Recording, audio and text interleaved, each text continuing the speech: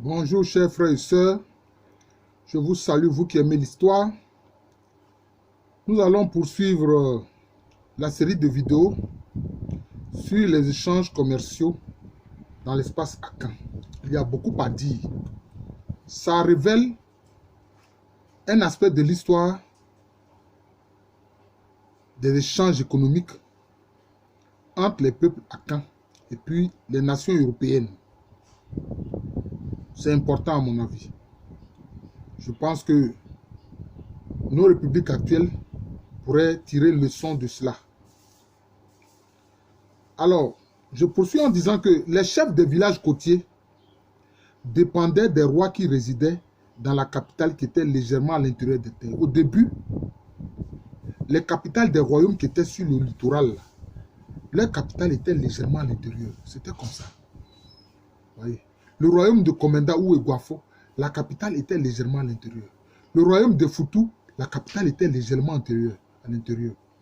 Et Foutou, où sur la côte, il y avait Ogwa, qui sera appelé Cape Coast. Vous voyez? La capitale même du royaume de Foutou était légèrement à l'intérieur.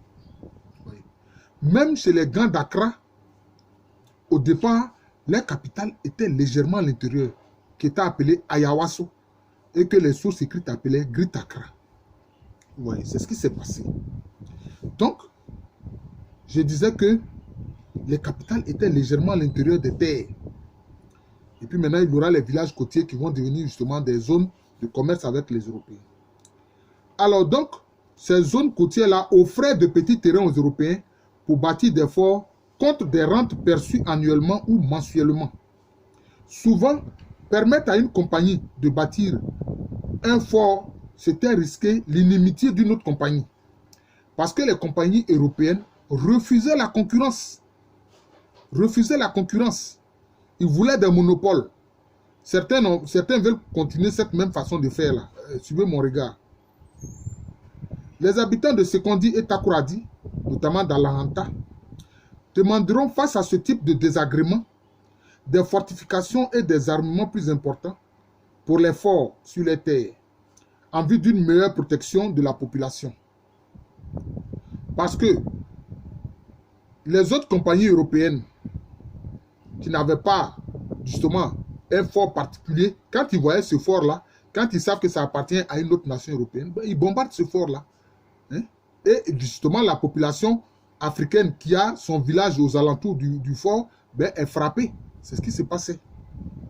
Les Portugais vont bâtir à Axim, qu'on appelle Blofo, près de l'embouchure du fleuve Ancobra, le fort San Antonio, c'est-à-dire Saint-Antoine, pour marchander avec les populations le long du fleuve qui apporte, ces populations donc le long du fleuve qui apportent la poudre d'or comme moyen de paiement des marchandises. Pacheco Pereira décrira le fort San Antonio d'Axim comme une forteresse où l'on échangeait 30 000 doublés d'or à 40 000 doublés d'or. Donc vous voyez que lui, il considère ici, il pense que c'est du troc, alors qu'en fait, c'est un commerce monétaire. Voilà. Donc vous voyez que les échanges étaient importants à Blofo, appelé Axim par les Portugais. Alors cette zone-là est située sur une falaise, justement le fort San Antonio, est situé sur une falaise avancée dans l'océan, près du village qu'on appelle Akole Ebli, qui est improprement appelé Achon-Benin dans les documents écrits. En fait, Akole Ebli, ça veut dire les excréments du poulet. C'est ce que ça veut dire littéralement, Akole Ebli. En juin 1641, les populations d'Axim envoient en mission un nommé Francisco chargé d'inviter le général Ruchaver, qui est le général des Hollandais, à Elmina, et tous les Hollandais de ce fort-là, à venir installer une factorerie à Axim, car les Portugais n'apportaient plus assez de marchandises. C'est-à-dire que vraiment, les Africains tiraient un grand intérêt de ces échanges. Voilà. S'ils ne trouvaient rien là-dedans, ils n'auraient pas envoyé une mission à Elmina demander aux Hollandais de suppléer l'absence suffisante de marchandises de la part des Portugais. Voilà. Alors qu'ils étaient en conflit. Parce que le fort d'Elmina, qu'on appelait le San Jorge da Minas, c'était d'abord un fort des Portugais, mais que les Hollandais ont pris de force. Il faut savoir cela. Les marchands à Cannes commerçaient sur tout le long du littoral de la Côte de l'Or. Je vous ai dit que ceux qu'on a appelés les marchands à Cannes, c'était ceux qui venaient un peu des zones du confluent, du Prat et de l'Aufin. Ils étaient des marchands actifs. Les marchands à Djomolo, donc en pays Nzema, apportaient les tissus de 5 bandes et 6 bandes de la côte Kwakwa et les revendaient à Axim. Donc vous voyez que la côte Kwakwa qui est du côté de la Côte d'Ivoire actuelle, c'est-à-dire de la zone d'Assini jusqu'à Cape Laou, c'est-à-dire Grand Laou actuel, ben, les Nzema arrivaient à acquérir des tissus de ces zones-là pour les revendre notamment à Axim. Ils auront des échanges intenses avec les marchands Ashanti pendant la deuxième moitié du 19e siècle. En 1870, un nommé Aourou Kwame était le porte-parole des marchands Ashanti qui menaient leurs activités en pays Nzema. Ivan Wilkes relevait les voies commerciales suivantes dans le Mont Nakan. La voie qui relie Koumassi, Berekoum et Bondoukou. Une voie relie Koumassi à Bonza dans la Saïe Yosso. Une autre relie Koumassi à Anin Soko et Bana. De même, cet auteur parle d'une voie reliant Koumassi à Benin ou Krendiabo en passant par la Sahie. Benin, c'est en pays Nzema. Krendiabo, c'est dans le royaume Anis-Sanvi de la région d'Aboissou. Une voie partant de Koumassi menait à Manson Kwata, puis à Sankrankwa dans le Wassa Féassé. Les Européens collaboraient avec les marchands locaux, souvent originaires du littoral, qui servaient d'intermédiaires entre la côte et l'intérieur. De grands marchands africains naîtront de ce trafic entre la Côte de l'Or et l'Europe et entre le littoral de la Côte de l'Or et l'arrière-pays. Les premiers produits qui animeront ce commerce seront, bon, comme je l'ai dit, les Européens pensaient que c'était un troc, donc l'or, ils pensaient que c'était une marchandise alors que c'était la monnaie. L'ivoire, puis par la suite, les esclaves. De 1830 à 1840, ce sera le début du trafic de l'huile de palme. Il se produit donc un élargissement des articles et même l'apparition de marchands africains d'un type nouveau car ils exportaient et importaient pour leur propre compte. Voilà. Donc on voit bien que les Africains ont tiré un gros bénéfice, un bénéfice important de ces échanges-là. Au début du XVIIIe siècle, le commerce des Agnis, c'est-à-dire les populations de la Ouine de Libroussa, à Cap Apollonia, c'est-à-dire Benin, en pays Nzema, va prendre de l'ampleur. Le 20 avril 1818, Van Munikoven, qui est un Hollandais, signalait un grand nombre de marchands à Ouine, à Benin, venus acheter des armes, des munitions et du sel. Le même facteur, dans une lettre datée de février 1718, signale la nécessité d'avoir plus de marchandises disponibles car des marchands d'Ankira, Wassa et Aouine sont arrivés à Chama, qui est une ville qui n'est pas loin du fleuve Prat, mais qui fait partie de l'espace Aranta. Krou Adamou, à la tête d'une délégation de marchands Aouine, c'est-à-dire Agni, est venu à Axim demander que le serment en vue des relations amicales et pour les échanges fructueux soit renouvelé. Ce serment liait l'Aouine, le pays Abron, c'est-à-dire Bron-Diamant, le Bonon et les gens d'Axim. Donc vous voyez que les populations établissaient justement des sortes de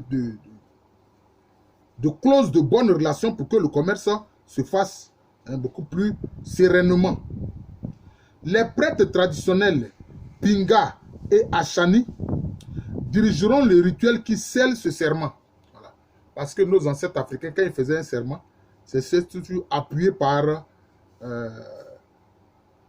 le spirituel, où on jure que si on manque à son serment, on va mourir. Et nos ancêtres n'étaient pas des parjures, donc ils prenaient tout au sérieux. Excusez-moi, le royaume d'Adom, Wassa, Kufo, venait souvent commercer au fort de Chama, Donc, les habitants donc, de ces 3 royaumes-là venaient commercer à Chama. Le commerce brandebourgeois, c'est-à-dire les brandebourgeois, ce sont des Allemands, hein, c'était une région, c'était un duché hein, qui faisait partie de l'Allemagne. D'ailleurs, à Berlin, vous avez la porte de Brandebourg, où était justement le mur hein, de Berlin qui a été cassé. Dieu merci, c'est mieux ainsi. Voilà. Donc, le commerce brandebourgeois à l'ouest de Chama, précisément à Pokesso, était très actif et mettait à mal le trafic hollandais. Voilà. Donc, il y avait plusieurs nations donc, qui commerçaient sur le littoral de la Côte de l'Or. Le 2 mai 1718, un navire hollandais avec à bord l'agent Léonis fera de très bonnes affaires auprès des populations de la Côte Kwakwa, à Grand Bassam et à Sini. Voilà. Les Hollandais commenceront à concurrencer durement le commerce portugais dès 1650. De même que les Anglais, sans compter les interlopes. Alors les interlopes, c'était souvent des privés qui armaient des navires pour venir faire du commerce sur la Côte de l'Or. Et souvent, ceux-là, les interlopes, comme je dis, c'était des privés. Ils n'avaient pas le soutien des gouvernements européens, des royaumes européens. Voilà, c'est cela. C'est avec les nations européennes, autres que le Portugal, que le commerce des armes à feu sur la Côte de l'Or et de la Côte Coca va prendre de l'ampleur. Puisque les Portugais, ils respectaient la volonté du pape qui disait de ne pas vendre des armes à feu aux Africains. Dès 1658, la demande en armes à feu sur ces côtes est très forte. Certains marchands africains étaient au service des compagnies, leur servant parfois de traducteurs et percevaient un salaire mensuel. Vous voyez? Donc, ce commerce a donné du travail à des gens. Cependant, ils pouvaient faire des achats pour leur propre compte. Ils percevaient un cadeau appelé daché, nassé en fait, c'est nassé, ça veut dire remerciement. Chaque fois que, par leur biais, des achats d'une valeur d'au moins 1 bana, qui est une mesure de poudre d'or, étaient faits.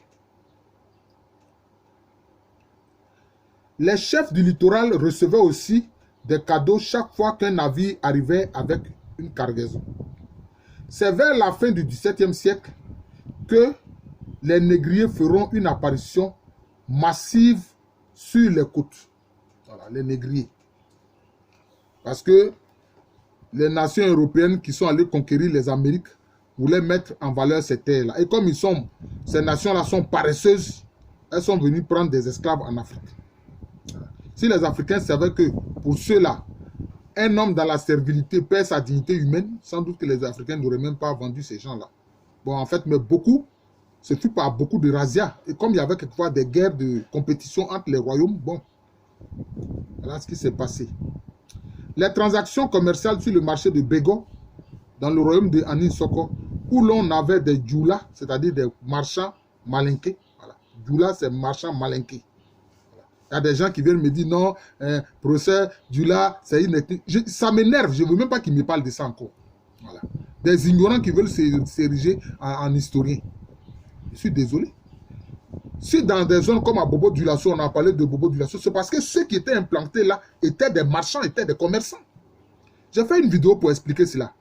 Même les chasseurs d'Ozo là, qui étaient des chasseurs qui allaient sur de longues distances là, on leur donne aussi le nom de Djoula. Parce que quand tu mènes une activité sur une longue distance, chez les Malinqués ou chez les Mandés, on te donne Djoula. Il y a un certain, je ne sais pas comment il s'appelle là, chaque fois il me parle de cette affaire de Djoula là, mais il m'énerve avec. Il faut qu'il arrête. Pour l'instant, je ne l'ai pas encore signalé ni bloqué son nom, mais s'il continue, je vais le faire. J'ai retenu son nom, mais je ne le dirai pas ici et maintenant. Voilà. Il faut qu'il arrête. S'il me parle encore de Djoula là, c'est fini, je le bloque. Voilà. Il me fout le camp avec son affaire de Djoula. Voilà. Alors donc, les marchands malinqués donc, étaient à Bego. Voilà, surtout les Libis, les Noumou, les Namasa, ils étaient à Bego, où ils ont été reçus par les peuples Akambron de Anin Soko. Donc, je reprends pour dire que les transactions commerciales sur le marché de Bego, où l'on avait des djoulas, avaient lieu hors des murs du quartier musulman, qui était distinct de celui des Bono de Nsoko. Le sel était très demandé sur les marchés du Nord et dans l'arrière-pays. Du sel gemme se vendait à Daboya, dans le Gonja, qui est le pays d'Ngbanya. Vous vous rappelez cela. Alors, à ce propos, il y a quelqu'un qui me disait, parce qu'au départ, dans le XVIIe siècle, etc., c'était surtout, il y avait deux familles malinquées implantées dans le pays d'Ngbanya. C'était les Kamagaté et puis les Timité. Et puis, il y a un qui me fait un poste, il me dit, non, professeur, il y a les Diabagaté, il y a les... etc. Je dis, oui, mais ceux-là, ils sont venus beaucoup plus tard. Or, la période historique dont je parle en ce moment-là, ils n'étaient pas là. Et ils sont venus beaucoup plus tard. Au moment même de l'indépendance déjà du Ghana. Voilà.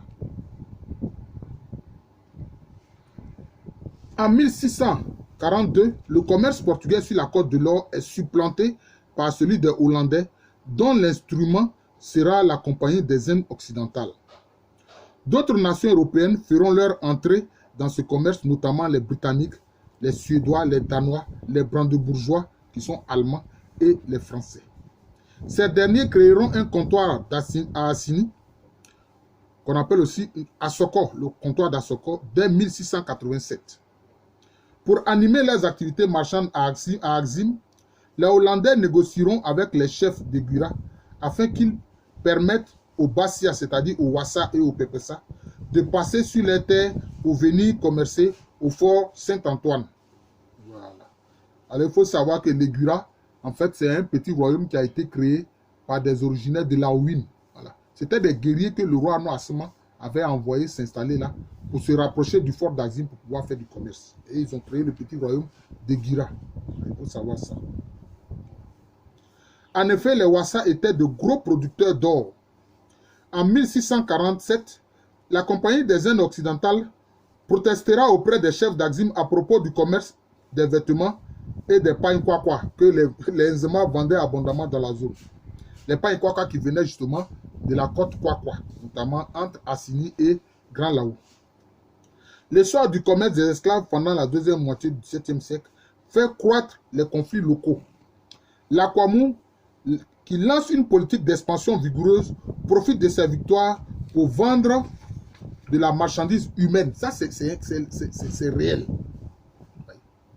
Il y a certains frères dits de combat kamites qui croient que des Africains n'ont pas vendu d'autres. Il y a eu beaucoup de razzias, c'est vrai. Mais il y a certains Africains qui ont vendu d'autres. Ça, c'est une réalité aussi. Il faut savoir. Parce que quand il y avait des conflits entre deux royaumes, quand ils ont fait des prisonniers, ils en vendent certains. À défaut de les tuer, ils les vendent. Donc ça aussi, c'est un aspect aussi historique qu'il ne faut pas nier, comme le font certains kamites. J'ai vu certaines vidéos qui veulent nier cela, que concernant la traite négrière, tout n'a été que razzia. Non, tout n'a pas été que razzia. C'est pas vrai. Voilà, c'est pas vrai. Par exemple, les habitants du royaume d'Abomey, mais pendant la saison sèche, mais ils faisaient des incursions dans les pays Yoruba pour capturer des gens. C'est tout. Et qu'ils vendaient. Mais seulement en Afrique, je le répète, il n'y a pas d'esclave parce que la captivité ne fait pas perdre la dignité humaine. Parce que l'esclave, c'est celui à qui on a fait perdre sa dignité humaine, on le considère comme un meuble, comme le faisaient les Caucasiens, les Européens. Alors qu'en Afrique, non. Si tu es dans la servilité, tu ne perds pas ta dignité humaine. Voilà. Donc, tu n'es pas esclave. Voilà. Donc, c'est plutôt que l'utilisation du mot esclave en Afrique, c'est vraiment gênant. Souvent, je le répète. La basse vallée de la Volta n'échappera pas au raid des Akwamou. Chaque chefferie, chaque royaume et chaque peuple sur la côte de l'Or et de la côte Kwakwa, quelle que soit sa position géographique, était un maillon important dans la chaîne commerciale. En effet, empêcher des marchands du Nord de son territoire de passer perturbait les échanges, d'où le souci constant des Européens, des différentes compagnies, d'offrir des présents à tous les chefs, aussi bien ceux du littoral que ceux de l'arrière-pays, afin que les voies commerciales restent ouvertes. Les marchands de l'intérieur, tout comme ceux du littoral, pouvaient désorganiser le commerce. À titre d'exemple, en 1654, les Hollandais créent le fort Ruchaver à Sanaya, en amont de l'Ancobra, pour y favoriser les échanges. Mais le roi, qui dans les sources écrites est appelé Boubou, mais son véritable nom c'est Tchunba Badou. C'est Badou là qu'ils ont dit Boubou, c'est Badou, Tchunba Badou. Dadoum, qui va devenir ensuite la chefferie d'Adoum Basson, détruit ce fort à la satisfaction des Gura qui n'avaient pas approuvé sa construction. Voilà. Parce qu'en réalité, le but des Hollandais c'était de voir les zones aurifères de ces lieux-là. Voilà. D'après Frédéric Moreau, qui a écrit un ouvrage qui est intitulé Le Portugal et l'Atlantique au XVIIe siècle, 1570-1670. Alors, il écrit que Lord Elmina fera la fortune de Lisbonne, mais indique-t-il, les indigènes étaient trompés sur la valeur des marchandises données en échange de l'or. Or, non. Ça, c'est une faute historique. Non. Il n'était pas trompé. Parce que lui, il pense dans son esprit qu'il s'agit d'un troc. Or, non. C'était la monnaie. La poudre d'or, c'était la monnaie. Voilà. C'était le prix monétaire.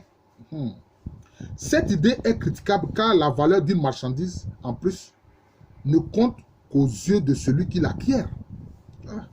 C'est une affaire tout à fait relative.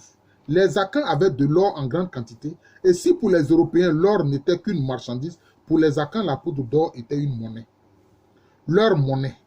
Donc là où les Européens voyaient un troc sur un produit qui à leurs yeux a très grande valeur par rapport à ce qu'ils offraient, pour les Akans c'était un commerce monétaire dans lequel ils ne se sentaient nullement dupés. D'ailleurs, de l'or, ils en avaient en grande quantité. Un tel commerce, ils le faisaient avec les mandés de Bégo. C'est donc une idée fausse de penser que les Africains, en l'occurrence ici les Akans, étaient dupés. Si les Européens avaient soif d'or, les Akans, eux, en étaient rassasiés. Voilà. Les Européens, indique Frédéric Moreau, préféraient de loin la poudre d'or aux pépites. Or non. En réalité, c'est parce que les Akans ne leur proposaient que la poudre d'or qui est leur monnaie. C'est ça les faits. Les pépites revenaient de droit au chef et au roi. Ça, Frédéric Moreau ne le sait pas. La poudre d'or était évaluée en fonction de la valeur de la marchandise européenne. Chacune des parties était donc satisfaite. C'est l'importance de l'or dans l'imaginaire européen qui a fait croire que les Européens faisaient de bien meilleures affaires que les Akans, alors qu'il n'en était rien. Les Portugais, bien qu'évincés de leur fort dès après 1642, par le biais de leurs interlopes, offriront aux Akans des conditions de vente avantageuses et feront comme les autres nations européennes concurrence à la Compagnie des Indes occidentales. Oui, parce que les Portugais vont être évincés de leur fort par les Hollandais, même par le biais de compagnies privées, ils vont continuer de commercer. Et souvent, ces compagnies privées-là, que les compagnies, je peux dire, sponsorisées par les États européens, ces interlopes-là qui étaient des privés, mais proposaient souvent des marchandises à un coût plus intéressant. C'est ça le fait. La concurrence sur la côte Kwaka était moins conflictuelle. Les Avikam, grands courtiers, les Avikam sont ceux qui sont de la région de Grand Lao, cette zone que les Européens appelaient Cap Lao, grands courtiers locaux remontaient le Bandama pour revendre les produits européens à leurs voisins. Ils passaient les rapides de Grougrou avant d'atteindre Tiasalé. La tradition orale raconte que c'est Essi Ado, un panda du quartier Amkwa, qui le premier permettrait à son fils Ado Kwao de monter à bord d'un navire anglais pour effectuer la première transaction de ce type. Les autres Avikam, mis en confiance, intensifieront leurs échanges avec les compagnies européennes. Comme nous l'avons indiqué, la monnaie d'échange des populations de civilisation Akan était la poudre d'or. Elle servait dans les transactions commerciales et financières. Le professeur Georges Nyangouran-Bois indique que le mot poids utilisé par les chercheurs est restrictif, alors que le terme yobwe, c'est-à-dire caillou pierre, ne l'est pas. Or un